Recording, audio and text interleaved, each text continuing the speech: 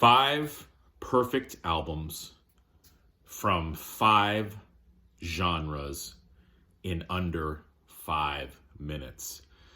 Let's go! Coffee energy. Okay, the first album that I'm going to consider a perfect album is the 1978 album by Ramones. This is their 4th album. This is the album, and I like the first 3 albums, don't get me wrong, but I think that this was the album where they definitely started to branch out and try some different things. You have Don't Come Close and Questioningly, which have some like acoustic elements. You have the hit I Wanna Be Sedated. They do Needles and Pins. So it's a nice mixture of their punk sound. It's really well produced, but they also try to bring in some other little elements. There might even be a solo in there too, a solo or two. Next album that I consider a perfect album, The Cure, Disintegration. Now, this is the album that sort of spawned this video, if you will. I was in the record store the other day, my local record store, Dark Side Records in Poughkeepsie, New York, and they put this record on, and I was transported back to when I first heard it, and I started thinking, you know, that is the perfect album. And I believe that Zachary behind the counter actually even used the words, could be a perfect album. So I was thinking, let's do a video about it. I mean, you know, this sort of fit the bill for me as a teenager. It was everything that I wanted in a dark, gloomy, gothy album. And, you know, you have the hits on here, Pictures of You, Love Song, but you've got some really, really deep cuts in here. And I think a perfect album a lot of times sets a mood, and this one definitely sets a mood. All right, next. A Love Supreme, A Love Supreme, do-doom, doom-doom, doom-doom, doom-doom.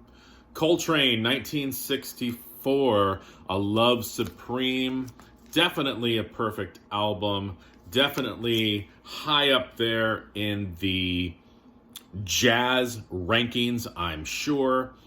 Did a little research on this album. It was recorded in one session. It includes pianist McCoy Tyner as well. This happens to be a Walmart reissue. Sounds great, though. And again, probably a perfect jazz record. I could have shown a Miles Davis record, but I wanted to go Coltrane. All right, metal. I've shown this album before. This is my favorite album by this band. And it is Slayer's South of Heaven. Yes, Rain and Blood. That was the fastest album I had ever heard as a kid. But I really feel like they perfected their sound and they came into full Slayer fruition in South of Heaven. From top to bottom, this is my favorite Slayer record. It's definitely in my top 5 all-time metal albums.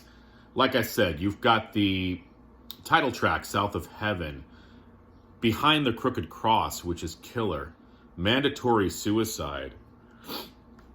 The second side has a lot of underrated classics, Ghosts of War, Read Between the Lies, which is one of my favorite Slayer songs. They cover Priest, Dissident Aggressor. Just an amazing, amazing metal album. And last but not least, got to get this under 5 minutes, The Monkees, Pisces, Aquarius, Capricorn, and Jones LTD.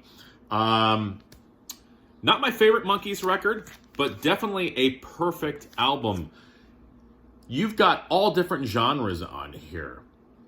You've even got some spoken word right before Pleasant Valley Sunday. Peter Tork says, Peter Percival Patterson's pet pig Porky ate so much pie that you know what he did. He bumped. Star Collector, Daily Nightly, which is a great psych song. Salesman, which is basically their version of Taxman. So there you go. 5 albums, 5 different genres in under 5 minutes. Bye.